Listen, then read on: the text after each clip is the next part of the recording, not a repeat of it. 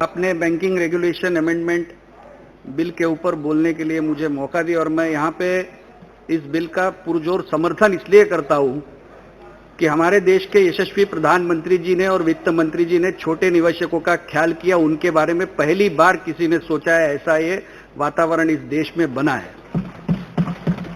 मैं अपने साथियों की बात सुन रहा था जिन्होंने कोऑपरेटिव सेक्टर की दुहाइयां दी, और ये कोऑपरेटिव सेक्टर किस लिए बनाया गया। सहकारी बैंकों में महाराष्ट्र से और मुंबई से आता हूं और सहकार क्षेत्र का सबसे बड़ा वहां पे बैंकिंग सेक्टर में और सहकार क्षेत्र में सबसे आगे ये महाराष्ट्र राज्य है।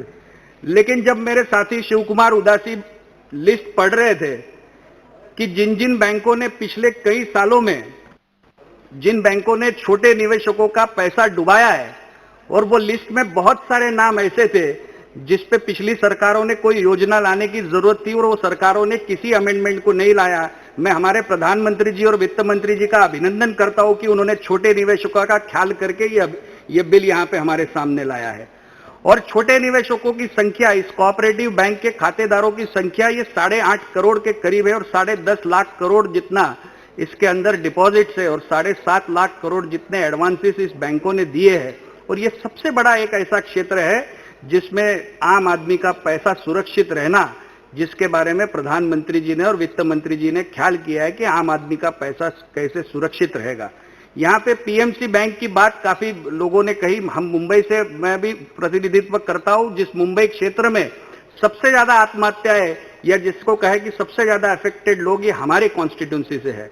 और इन सभी लोगों का भरोसा आज सरकार के ऊपर इसलिए है कि सरकार, केवल केंद्र की सरकार इसका निराकरण कर सकेगी, क्योंकि मान्यवर जो भी नेता यहाँ पे बोल रहे थे, इन्होंने चिट्ठियां तो वित्त मंत्री जी और प्रधानमंत्री जी को ही लिखी है कि आप पीएमसी के खातेधारकों को राहत दिलाइए। और इस बिल के माध्यम से जब हम देखते हैं कि 3 नंबर 56 और 45 ये 3 प्रोविजन के अंदर प्रावधान किए गए हैं जो आज तक बड़ी बैंकों के, कमर्शियल बैंकों के लिए जो प्रावधान थे, अब ये कोऑपरेटिव सेक्टर की बैंकों को भी लागू किया जाएगा। उसको भी इसके दायरे में लिया जाएगा कि कोऑपरेटिव बैंक के अंदर केवल रेगुलेटर बिठा देने से या केवल रेगुलेटर के आ जाने से खातेधारकों का पैसा वापस नहीं मिलता।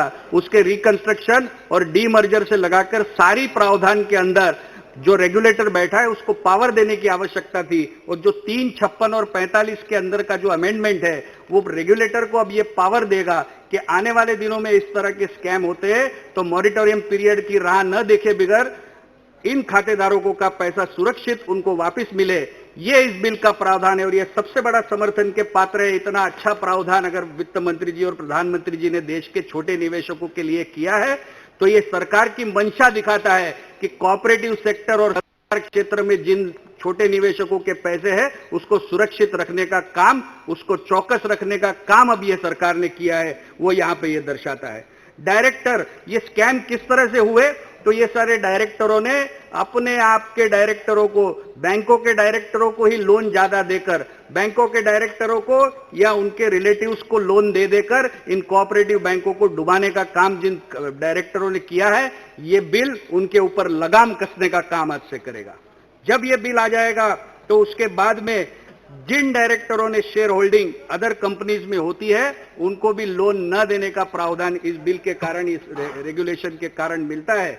और रेगुलेटर अब ज्यादा पावर के साथ जब काम करेगा तो इस देश में 8.5 करोड़ छोटे निवेशक इस सरकार से आश्वस्त है, इस बिल के माध्यम से आश्वस्त है कि हमारा पैसा अब कोऑपरेटिव बैंक में सुरक्षित है। इसलिए मैं इस बिल का समर्थन करता हूं और मैं सदन के सभी सदस्यों से प्रार्थना करता हूं, विपक्ष के सदस्यों से ज्यादा प्रार्थना करता हूं कि आप छोटे निवेशकों का हित देखिए। सरकार ने एक मंशा के साथ बिल लाया है, आप इस बिल का समर्थन कीजिए।